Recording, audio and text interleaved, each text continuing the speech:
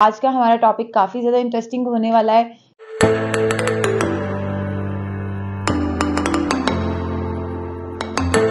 अस्सलाम वालेकुम, this is अमाइमा Iftikhar and आज का हमारा टॉपिक काफ़ी ज़्यादा इंटरेस्टिंग होने वाला है क्योंकि आज की टॉपिक में हम दो मोस्ट डिज़ायर्ड कंट्रीज़ के बारे में डिस्कस करने लगे, उनके डिफरेंसेस के बारे में और उनकी सिमिलैरिटीज़ के बारे में, and that is Canada and Australia.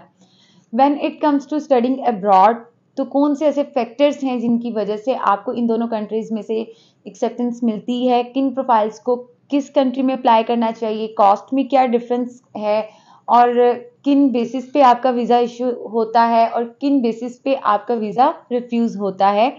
In this video, we are going to discuss all these factors. So let's get started. First of all, अगर हम कॉस्ट की बात कर लें तो कनाडा और ऑस्ट्रेलिया की कॉस्ट में डिफरेंस क्या है। अच्छा, let's start from Australia. Australia में आपको पाकिस्तान से ये मैं आपको इनिशियल बता रही हूँ, एनुअल तो ऑब्वियसली जो भी आपकी पूरे साल की फ़ी होगी। लेट्स से वहाँ पे कुछ यूनिवर्सिटीज़ ऐसी भी हैं जिनकी आफ्टर स्कॉलरशिप 21,000 22,000 रह जाती है, तो टेक्निकली वही आपकी एक एनुअल बजट में ऐड होगा along with your living expense जो कि 21,041 हैं, plus your travel expense that is 2,000। Alright, अच्छा ये तो हो गया आपका एक एनुअल बजट जिसमें आपने पूरे एक साल की फीस एवेल्युएट की एंड एवरीथिंग। इसके अलावा अगर हम बात कर लें उसकी क्या से कहते हैं इनिशियल बजट की, तो आपका जो इनिशियल बजट है वो इसमें से आपने सेमेस्टर फीस ही पाकिस्तान से पे करनी है। ठीक है, इट्स नॉट लाइक कि आपने लाइक कनाडा पूरे साल की फीस पाकिस्तान से पे करनी होती है। Not at all. आपने एक सेमेस्टर की फी पे करनी है, प्लस आपकी हेल्थ इंश्योरेंस है 425 पर एनम, जितने ड्यूरेशन का आपका कोर्स होगा वो आपने परचेज करनी है। Then your embassy fee that is 630 Australian dollar and that's it. Okay, when it comes to Canada तो आपके एक्सपेंसेस ऑब्वियसली सबसे पहले अगर हम एक एनुअल एक्सपेंस को देखें वही आपके living expense 10,000 Canadian dollar around about. उसके अलावा आपके पूरे साल की फीस, वहाँ पे पूरे साल की फीस एवरेज की अगर हम बात कर लें, देर आर फ्यू यूनिवर्सिटीज जिनकी फीस 15, 16, 17,000 भी है और इनसे कम भी है, क्योंकि जो जहाँ पे आपको इजीली एक्सेप्टेंस मिल जाएगी ना उनकी फीस ज्यादा होगी, जिनकी फी कम होगी वहां पे आपको इजीली एक्सेप्टेंस नहीं मिलेगी कनाडा में। ठीक है, ये एक फैक्टर है और ये फैक्ट है। उसके अलावा ऑब्वियसली जो जितनी भी आपकी फी हुई वो आपके पूरे एनुअल बजट में आ जाएगी। अच्छा, when it comes to initial expense, तो वो अब ये डिपेंड करता है कि आप एसटीएस वीज़ा जो है वो फाइल कर रहे हैं या नॉन एसटीएस कर रहे हैं। मैं एसटीएस नॉन एसटीएस पे एक अलग वीडियो बनाऊंगी जिसमें इन दोनों की जो भी प्रॉज एंड कॉन्स हैं उनको डिस्कस करूंगी, लेकिन थोड़ा सा ब्रीफ कर देती हूँ। एसटीएस कुछ कंट्रीज के लिए इंक्लूडिंग पाकिस्तान जो हाई रिस्क में आती हैं, ताकि उनकी जो वीज़ा इशुएंस की प्रोबेबिलिटी है वो ज़्यादा की जाए। ठीक है, उसमें आपको पूरे साल की फी डिपॉजिट करानी पड़ती है, प्लस आपको 10,000 का ब्लॉक अकाउंट बनवाना पड़ता है जीआईसी। ठीक है, अच्छा पैरेलल अगर हम नॉन एसटीएस को देख लें तो उसमें आपकी ऑब्वियसली ये तो है ही रिक्वायरमेंट, अगर आप लॉन्ग टर्म वीज़ा अप्लाई कर रहे हैं तो एक साल के फंड्स आपने डिमॉन्स्ट्रेट करने होते हैं एम्बेसी को, बट उस जो भी आपकी बैंक स्टेटमेंट बनती है वो, लेकिन उसमें आपने पूरे साल की फी डिपॉजिट नहीं करानी, उसमें सिर्फ और सिर्फ जो भी यूनिवर्सिटी का आपका इनिशियल डिपॉजिट बनता है दैट्स इट। ठीक है, अच्छा ये हमने ब्रीफली डिस्कस कर लिया इसको एक्सपेंसेस को। अब अगर हम ये देख लें कि किन प्रोफाइल्स को किन कंट्रीज में अप्लाई करना चाहिए और किन स्ट्रीम्स में अप्लाई करना चाहिए, तो आई वुड से कि ऑस्ट्रेलिया में भी हर तरह की प्रोफाइल कैटर नहीं हो सकती। कनाडा तो वैसे ही बड़ा कंपैटिटिव है when it's come to acceptance. अभी मैंने वीज़ा इशुएंस की बात नहीं की, अभी मैंने सिर्फ एक्सेप्टेंस की बात कर रही हूँ, अभी मैं सिर्फ एडमिशन्स की बात कर रही हूँ। ठीक है, अच्छा अब इसी तरह ऑस्ट्रेलिया में अगर हम बात करें, बैचलर्स के लिए आपका 2 साल से ज़्यादा का गैप चल ही नहीं सकता। इवन 2 साल भी मैं आपको ज़्यादा बता रही हूँ। बहुत सारी यूनिवर्सिटीज़ हैं जो 1 साल पे कैप कर देती हैं, मतलब वो कहती हैं कि भाई इसका 1 साल से ज़्यादा गैप है, वी आर नॉट एक्सेप्टिंग। और बहुत सारी ऐसी यूनिवर्सिटीज़ हैं जो 1 साल का भी जो गैप नहीं एक्सेप्ट करती, मतलब विद नो गैप। इसी तरह से अगर हम मास्टर्स की बात कर ले तो masters case to case vary करता है। एक यूनिवर्सिटी है सदर्न क्रॉस, वो पहले 1 साल का गैप एक्सेप्ट करती थी, अब उन्होंने है रिक्वायरमेंट अपनी चेंज कर दी है, बट मोस्टली अब मास्टर्स की अगर हम ऑस्ट्रेलिया में बात करें तो it depends on university to university कि आप university to university and profile to profile कि आपकी क्या प्रोफाइल है, आपके एकेडमिक बैकग्राउंड क्या है, प्लस आपका प्रोफेशनल एक्सपोजर क्या है, प्लस आपकी ये सब चीज़ें क्या हैं जिसकी वजह से वो एवेलुएट करेंगे आइदर अगर आपका एक सर्टेन टाइम पीरियड से ज़्यादा का गैप है वो आपको एक्सेप्ट करना है कि नहीं करना। इसी तरह से ऑब्वियसली मास्टर्स का मैं कोई एक वो एक सेंटेंस नहीं बोल सकती कि भाई इतना गैप एक्सेप्ट करते हो इतना नहीं करते। वो ऑब्वियसली आपकी प्रोफाइल एवेल्युएशन पे ही पता चलता है कि आइदर आपका ज़्यादा देर का गैप एक्सेप्टेबल होगा कि नहीं होगा।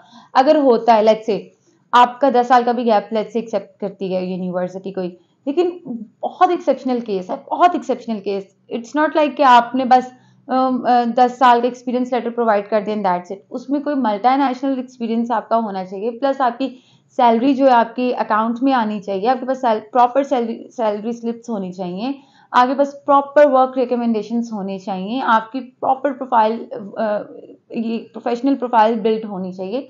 तभी वो आपकी इस तरह की इतने ज़्यादा गैप की जो प्रोफाइल्स हैं उनको कंसिडर करेंगे। एक्सेप्टेंस की स्टिल बात नहीं हो रही।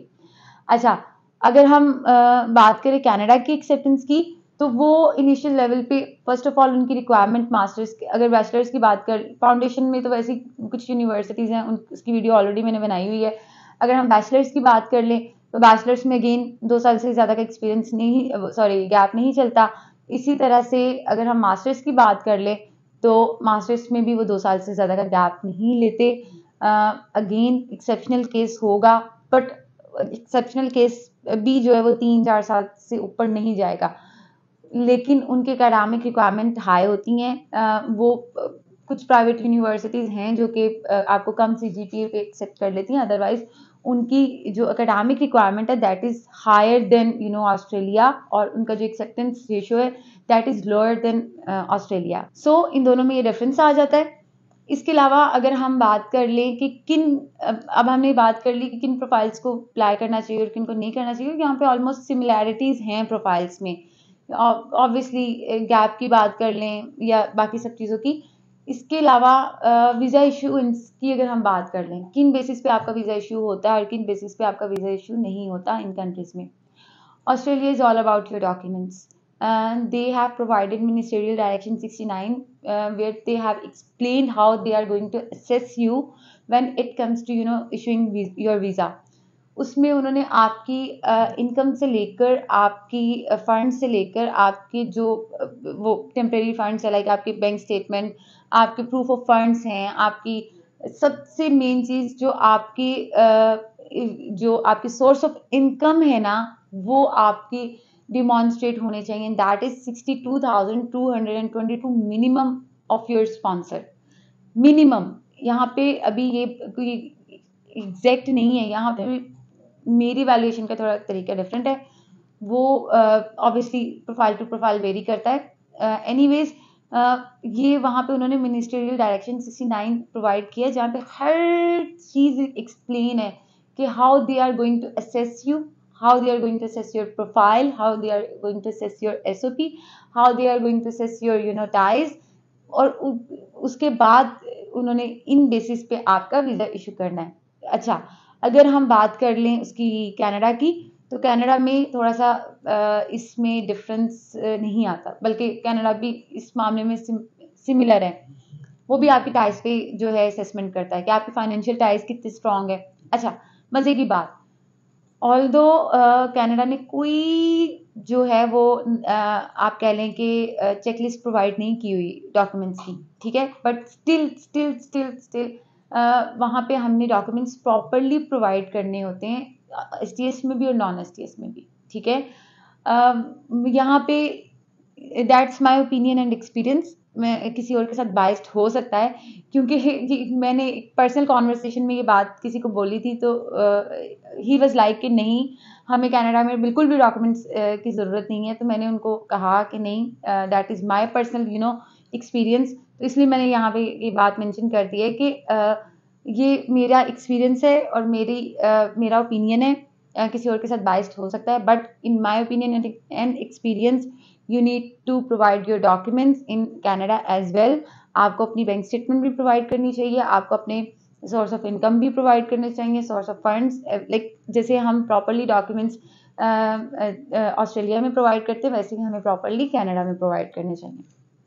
ऑल्दो उनकी कोई चेकलिस्ट नहीं है, लाइक जैसे ऑस्ट्रेलिया ने मिनिस्ट्रियल डायरेक्शन 69 का एक पूरी डायरेक्शंस दी हुई हैं, तो ऐसे हम यहाँ पे कहीं से भी हेल्प नहीं ले सकते कनाडा में। इसके बाद वही बात कि आपकी जो वीज़ा की कह लें कि असेसमेंट है वो किस पे होनी है, वो आपकी होनी है आपके टाइज पे, कि आपके टाइज क्या हैं, आप पाकिस्तान में कितना स्ट्रांगली जो है वो रह रहे हैं फाइनेंशियली, इमोशनली, प्लस हमारे पॉलिटिकल टाइज क्या हैं, हमारे इकोनॉमिक टाइज क्या हैं, ये दोनों को भी इवैल्यूएट किया जाता है, जो कि इस टाइम बहुत ज़्यादा वीक हैं। बट अगर आपके फाइनेंशियल, आपकी फैमिली, आपके सोशल टाइज, इमोशनल टाइज यहाँ पे स्ट्रांग हुए तो उन दोनों की वेटेज कम हो जाती है। इसी तरह से कॉस्ट की हमने बात कर ली, डॉक्यूमेंट्स की एक अलग वीडियो बना लेंगे क्योंकि फिर वीडियो बहुत ज़्यादा लंबी हो जाएगी। हमने ऑलमोस्ट जितने भी मेन फैक्टर्स हैं उनकी बात कर ली। Still if you have question और आपको समझ नहीं आ रहा कि आप इन दोनों में से किन कंट्री में अप्लाई करें, तो यू कैन कॉन्टेक्ट अस। अच्छा, यहाँ पे मैं एक और बात मेंशन करना चाहूँगी, अगर तो आप की जो फर्स्ट प्रेफरेंस है that is Canada and second preference Australia है, आप पहले कह रहे हैं कि मैं अप्लाई करूं पहले कनाडा, अगर वीज़ा रिफ्यूज़ हो गया then I apply in Australia, तो आई वुड से कि रिकंसिडर योर डिसीजन, बिकॉज आपको वहाँ पे फिर किसी एक एक्सपर्ट ओपिनियन की ज़रूरत है, क्योंकि अगर आपका कनाडा रिफ्यूज़ल है तो under same circumstances for some time आपका ऑस्ट्रेलिया, यूएसए और न्यूजीलैंड भी रिफ्यूज्ड है। सही है। सो अगर इस तरह की आपकी कोई कंसिडरेशन है तो उसमें आप एक एक्सपर्ट काउंसलिंग लें, एक्सपर्ट ओपिनियन लें, देन डिसाइड करें कि आपको किस कंट्री में अप्लाई करना चाहिए जहाँ पे आपके रिस्क मिनिमम हो। So that's all for today. अगर अभी तक आपने हमारे चैनल सब्सक्राइब नहीं किया तो आई वुड से कि आप उसको सब्सक्राइब करें ताकि जो भी हम वीडियो बनाएं आप तक पहुंच सके। प्लस कोई भी अगर आपका क्वेश्चन है related to Canada, Australia and study abroad, you can contact us. You can contact us on our social media handlers and on our WhatsApp that are provided in description. So thank you so much for watching this video. Allah Hafiz.